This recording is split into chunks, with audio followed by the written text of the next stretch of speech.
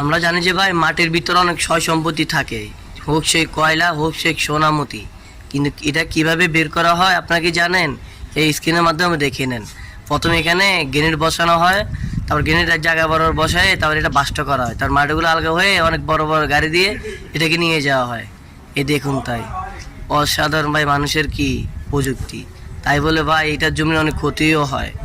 তাই কেউ কেউ এখানে যারা চাষবাস করে যাদের জমিন তাদের অনেক ক্ষতি হয়, হতে পারে তাদের অর্থের জন্য এটাকে ছেড়ে দিতে হয়, কিন্তু আপনার জমিন আপনি ফেরত পাবেন না এখানে, কারণ অর্থের বিনিময়ে আপনার জমিনকে ছেড়ে দিতে হয়।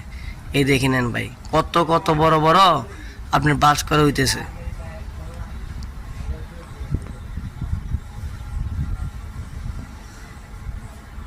কল্পনার বাইরে ভাই। তবে আপনার যদি এটা ভালো লাগে একটা শেয়ার করে জানিয়ে দিবেন বন্ধুদের, আর ফেস টু ফেসটা ফলো করতে পারেন নতুন নতুন এরকম ভিডিও দেখার জন্য।